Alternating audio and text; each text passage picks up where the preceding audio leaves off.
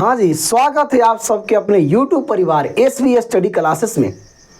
आज मैं फिर आप सबके लिए एक बहुत महत्वपूर्ण टॉपिक लेकर के आए हैं। बहुत महत्वपूर्ण, इसको देखना ना भूलें, देखें और दोस्तों के पास इस लिंक को शेयर भी करें। अगर आप भी नए आए हैं ना तो इस चैनल को सब्सक्राइब कर दें, हम लोग का मन को थोड़ा बढ़ा दें, समझ गए। तो अगले टॉपिक जो हम लोग लेकर के आए हैं वो आपके पास है अपरिमेय संख्या। हम लोग शुरू से चल रहे थे वास्तविक संख्या के बारे में। वास्तविक संख्या में आपको हम सबसे पहले वीडियो में पढ़ाए होंगे वास्तविक संख्या कई प्रकार के होते हैं, कितने प्रकार के होते हैं सभी को हम बताए थे। उसमें से एक संख्या बताए थे जो आपका था अपरिमेय संख्या, इरेशनल नंबर। परिमेय के जस्ट बगल में बताए होंगे अपरिमेय संख्या। तो उस अपरिमेय संख्या को यहाँ पे थोड़ा सा ज़्यादा जिक्र किया गया है और प्रूफ भी करना है कि अपरिमेय संख्या कौन है, कैसे है। जैसे आपको हम बताए होंगे अपरिमेय संख्या किसे कहते हैं। तो वैसी संख्या, सिंपल एकदम साधारण परिभाषा आप लोग को बताए होंगे कि वैसी संख्या जिसका पूरा पूरा वर्गमूल नहीं हो। √5, √3, √7, √6, √4 होगा क्या? तो नहीं, √4 का वर्गमूल 2 होता है, जो 2 आपका परिमेय संख्या के रूप में आ जाएगा, है कि नहीं है। यानी कि जिस संख्या का पूरा पूरा वर्गमूल नहीं हो, दुनिया के कितनी बड़ा संख्या क्यों ना हो। जैसे आपको कह देगा √99 का वर्गमूल नहीं होता, अपरिमेय संख्या है। कह देगा √105, इसका वर्गमूल पूरा पूरा वर्गमूल नहीं होता है, ये आपका अपरिमेय संख्या है। √5 अपरिमेय संख्या है, √3 अपरिमेय संख्या है, √7 अपरिमेय संख्या है। अगर कह दे कि √9 तो कौन सी संख्या है, इसका वर्गमूल होता है 3, तो यह अपरिमेय संख्या नहीं है, परिमेय संख्या है। तो इस चीज़ को थोड़ा सा हम लोग बढ़िया से देखेंगे और प्रूफ करने वाले हैं। जो बोर्ड एग्जाम में एक क्वेश्चन आता है 5 नंबर के और एक क्वेश्चन आता है 2 नंबर के, या तो 5 नंबर के आ जाए या तो 2 नंबर के 2 आ जाए। तो थोड़ा सा बढ़िया से समझेंगे, कम से कम जब समय में आपको ज़्यादा से ज़्यादा नंबर लाने का ये सब टॉपिक है। तो ये सब टॉपिक पे ध्यान देंगे, बढ़िया से आप ध्यान देंगे। कहीं पे आपको दिक्कत हो तो आप कमेंट के सहारे आप बता सकते हैं कि हाँ सर यहाँ पे समझ में नहीं आया, इस चीज़ को फिर से बताया जाए।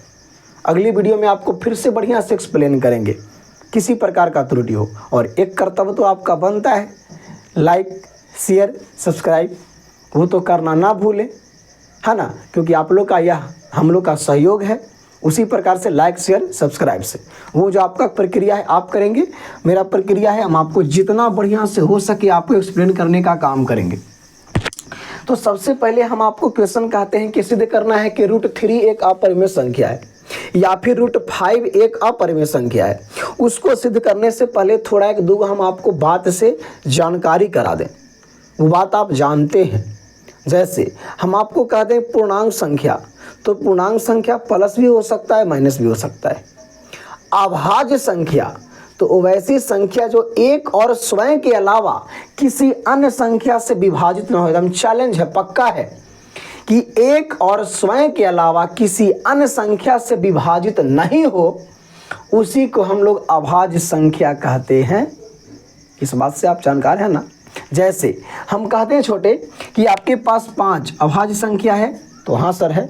हम आपको बढ़िया करें, सुन चुपचाप, 6 है जो अभाज्य संख्या है।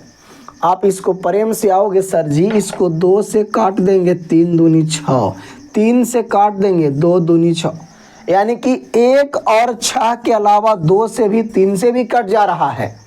नहीं सर अभाज्य संख्या नहीं है, यह अब कह देंगे हमको ना, कब? जब एक और स्वयं के अलावा किसी अन्य संख्या से विभाजित हो जाएगा तब। आपको हम कह दें कि देखो सिद्ध करो कि 9 एक अपरिमेय संख्या है, अभाज्य संख्या है। तो अभाज्य संख्या प्रूफ करने के लिए कहेंगे तो इसका फैक्टराइज अगर 1 और 9 होगा तो अभाज्य संख्या क्लियर है। लेकिन आप कहेंगे नहीं सर इसको जो है 3 से विभाजित हम कर देंगे, 3 दिया 9, तो मेरा कहना गलत हो जाएगा छोटे। इसी चीज़ को यहाँ पे प्रूफ करना है। एक बात और ध्यान देंगे, कोई अभाज्य संख्या मान लेते हैं, कोई भी अभाज्य संख्या, जैसे आप कहेंगे जो ही मानेंगे। अभाज्य संख्या बताओ क्या? 3 छोटा से छोटा संख्या लेते हैं, 3 अभाज्य संख्या है। क्लियर यहाँ तक? हाँ सर क्लियर है। ये अभाज्य संख्या के को रूल होता है छोटे कि अगर अभाज्य संख्या है किसी धनात्मक संख्या को अगर विभाजित करता है, उसके स्क्वायर को विभाजित करता है, जैसे कोई संख्या हम मान लेते हैं 9 धनात्मक है, इसका स्क्वायर करेंगे तो कितना हो जाएगा? 81 हो जाएगा। कितना हो जाएगा? 81। जो अभाज्य संख्या होगा जो 81 को विभाजित करेगा, इससे छोटा होना चाहिए, इसको जो विभाजित करेगा, जैसे 3 से 27 या 81, तो यहाँ पे चैलेंज है कि यही 3 इस 9 को भी विभाजित करेगा। नहीं समझे? फिर से समझने का काम करेंगे। जैसे मेरे पास कोई अभाज्य संख्या 2 है और कोई धनात्मक संख्या मेरे पास 6 है, तो 6 के पहले स्क्वायर करेंगे तो 36 हो जाएगा।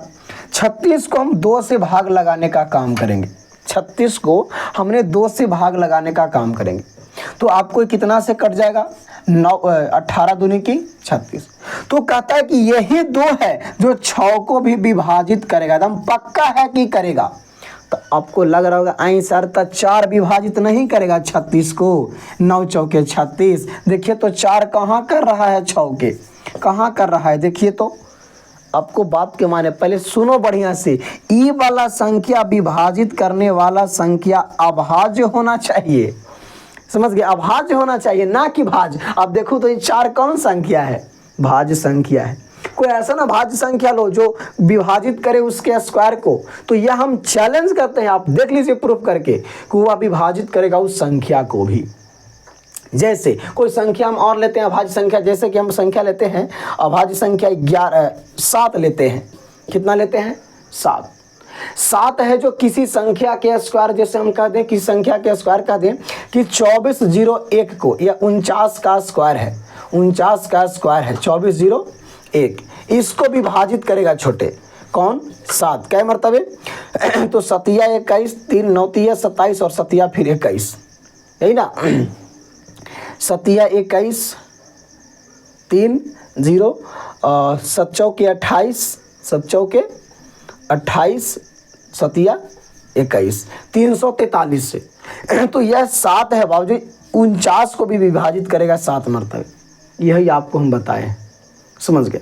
तो इसी चीज़ को बढ़िया से अगर आप समझ गए होंगे, कोई संख्या अगर अभाज्य संख्या है किसी संख्या के वर्ग को विभाजित करेगा तो कन्फर्म है कि उस संख्या से को भी विभाजित करेगा जिस संख्या का वर्ग के विभाजित किया।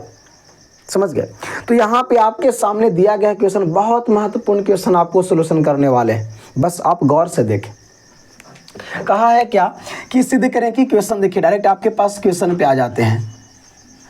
सिद्ध करें कि √2 एक अपरिमेय संख्या है।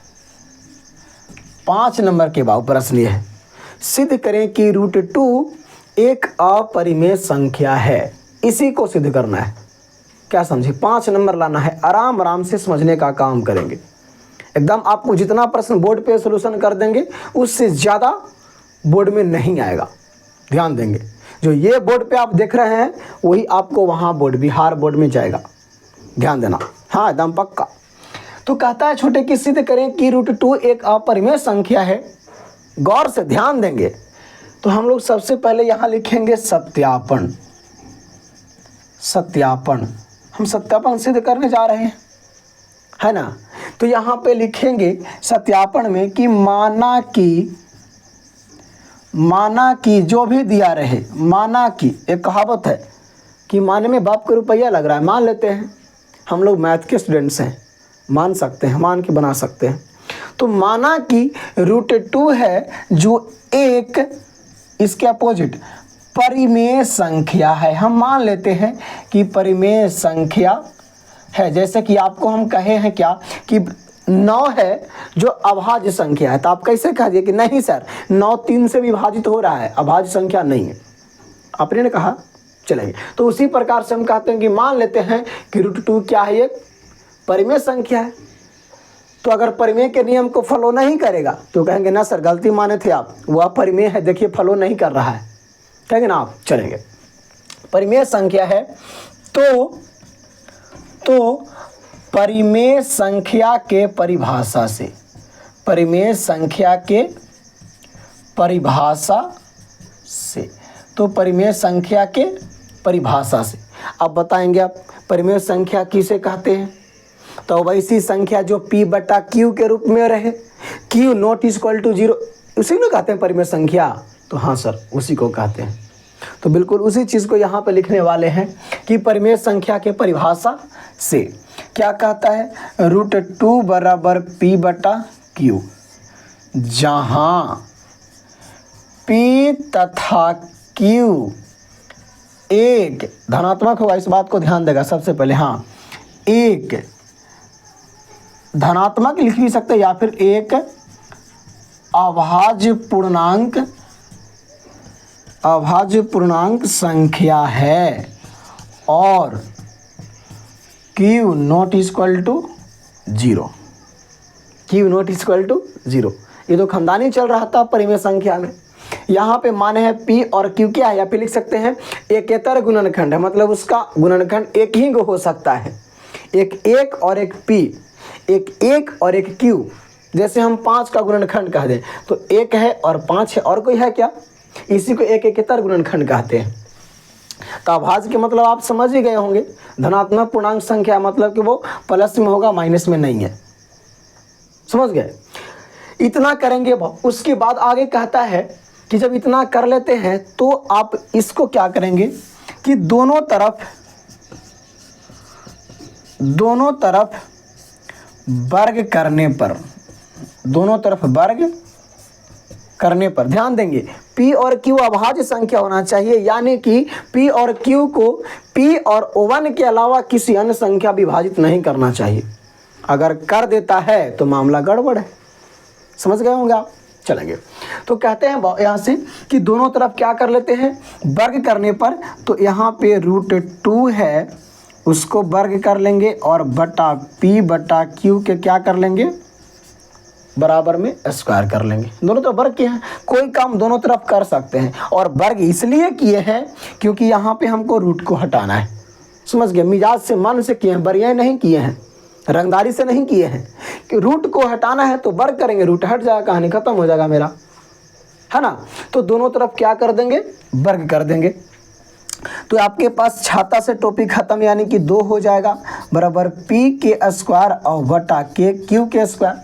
जब बटा में 1 लगाएंगे, तिरछा तिरछी गुना करेंगे तो 2q स्क्वायर इक्वल टू क्या है आपके पास बचेगा, p स्क्वायर बचेगा। मान लेते हैं समीकरण नंबर 1, मामला सेट।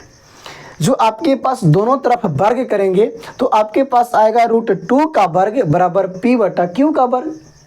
तो यहाँ पे √2 का वर्ग करेंगे तो 2 हो जाएगा, और p का स्क्वायर मैंने वर्ग करेंगे तो p स्क्वायर, और q का स्क्वायर करेंगे तो q स्क्वायर। इसके बाद जो आप क्या हो जाएगा, तिरछा तिरछी गुना कर लेंगे तो 2q स्क्वायर बराबर p स्क्वायर। अब यहाँ से अपने नज़रिया से देखो, दूसरे के नज़रिया से नहीं देखो। इधर देखो तो 2 कौची में है, गुना में है, तो ये साइड आएगा तो किस में जाएगा, भागा में जाएगा, कन्फर्म सी बात है। और इधर 2 कौची में है, q के साथ गुना में है, इधर आएगा तो p को क्या करेगा, वो भागा करेगा, विभाजित करेगा, है कि नहीं है। जहाँ पे 2 एक क्या है, चलेंगे तो यहाँ पे q स्क्वायर जो है वो हो जाएगा p स्क्वायर बटा 2। तब आपको आंखों से देखा कि चूँकि 2 है जो p स्क्वायर को विभाजित करती है।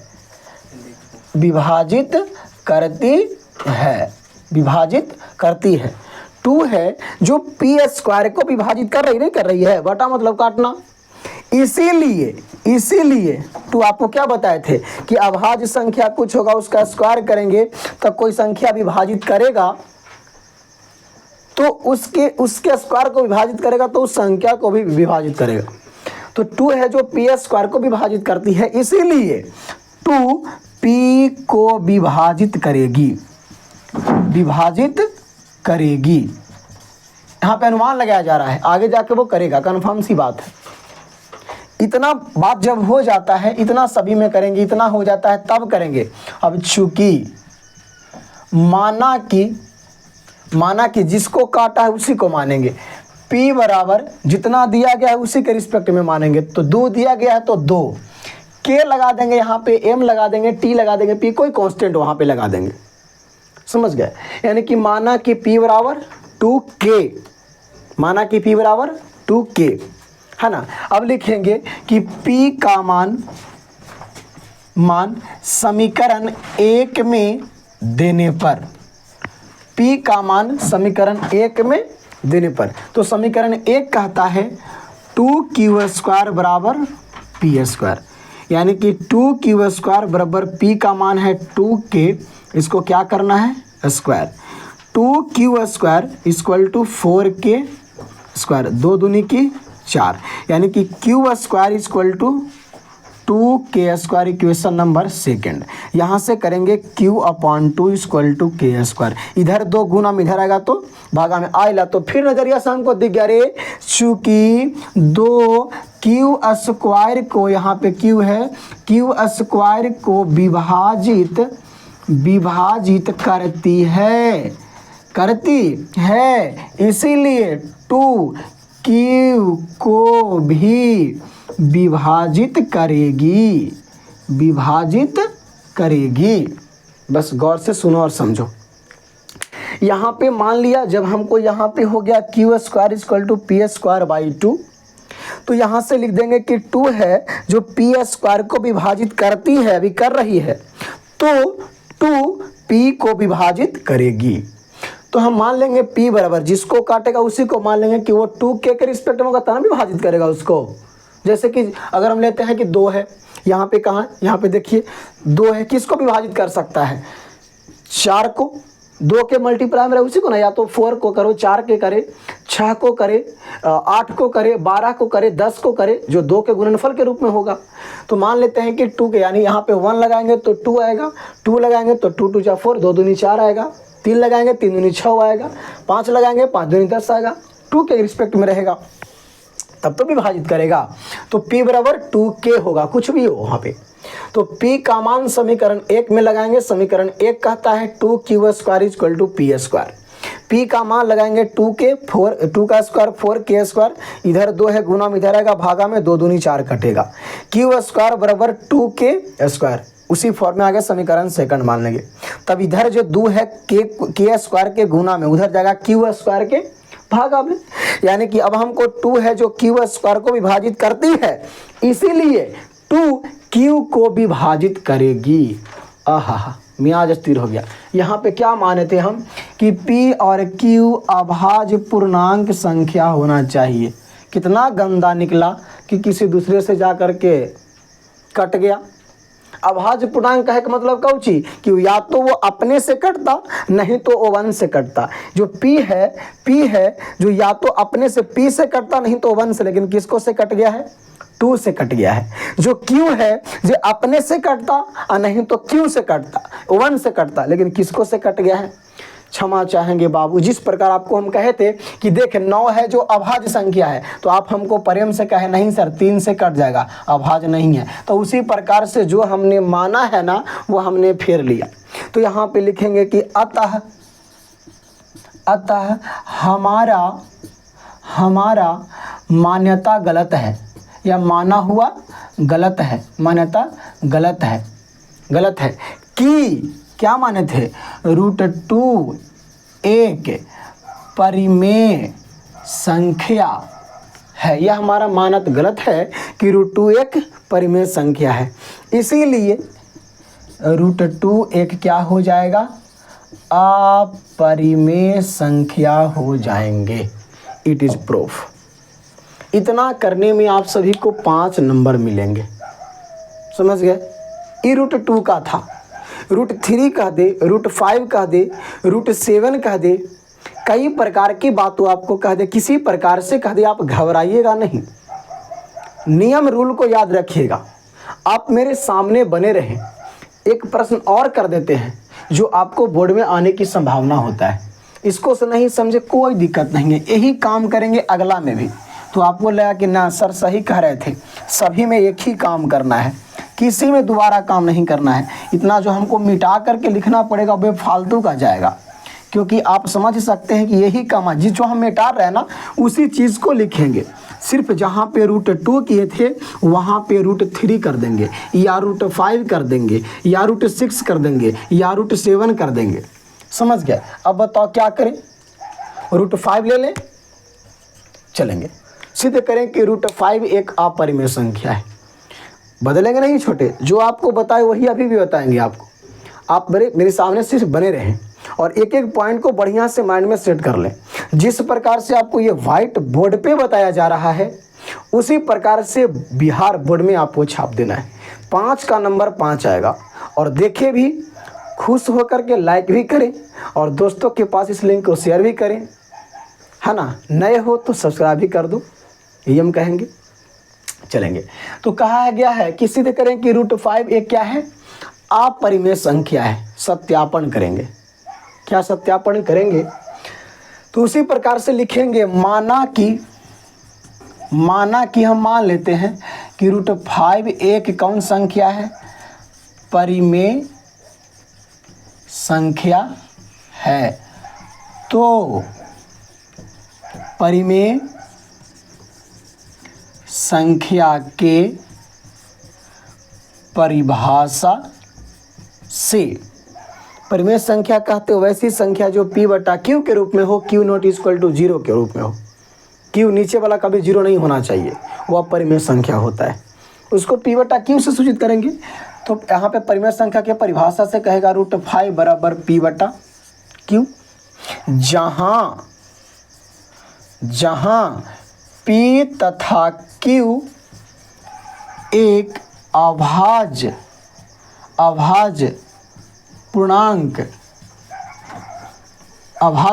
या फिर अभाज्य धनात्मक पूर्णांक संख्या है, और तथा Q ≠ 0, क्योंकि पूर्णांक संख्या 0 में भी आता है।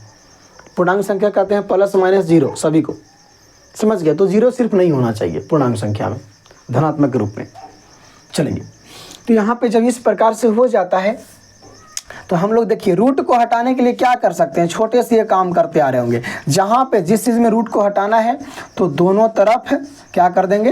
वर्ग करने पर दोनों तरफ वर्ग कर देते हैं ताकि रूट खत्म हो जाए। और कोई फ़ायदा हमको नहीं चाहिए, आगे क्या होगा वो देखा जाएगा। तो स्क्वायर से रूट खत्म। 5 = हो जाएगा P² P² Q²।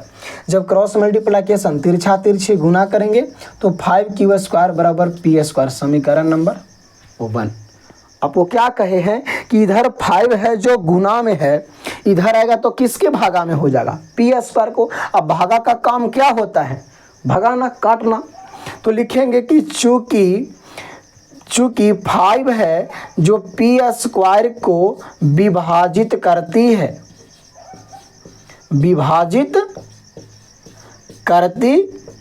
है, इसीलिए 5 है जो किसको विभाजित करेगा? क्योंकि 5 एक अभाज्य संख्या है ना।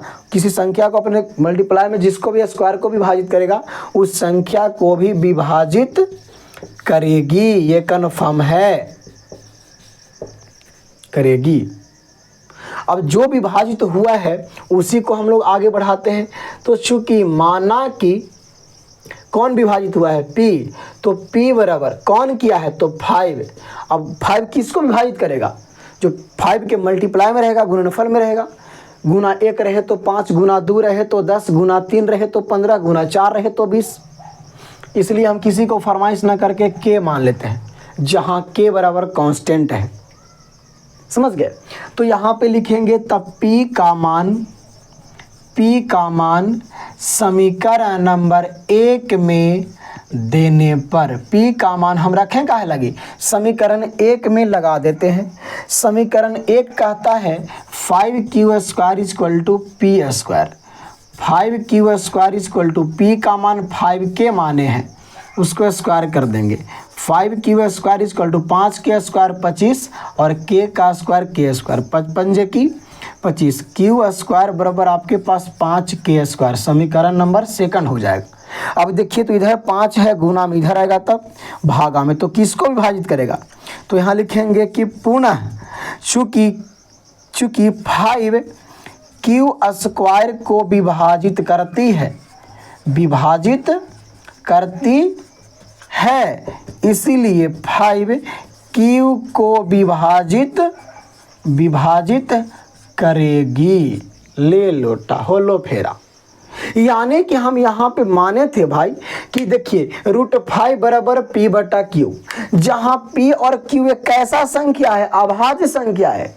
यानी कि सिर्फ P कटेगा तो P से कटेगा, नहीं तो 1 से कटेगा, और किसी दूसरे से कटने वाला नहीं है। जैसे 5 सिर्फ 5 से कटेगा, 1 से कटेगा। 13 सिर्फ 13 से कटेगा, 1 से। 10 2 से भी कट रहा है, 5 से भी कट रहा है, 1 से भी कट रहा है, 10 से भी कट रहा है। तो वहाँ पे हमको नॉर्मल होना पड़ेगा, नहीं वो अभाज्य संख्या नहीं है। यहाँ पे देखिए हम तो कहे थे कि ना मेरा मान्यता सही होगा, मान लेते हैं कि √5 एक परिमेय संख्या है। तो परिमेय संख्या के परिभाषा कहा कि √5 बराबर P बटा Q।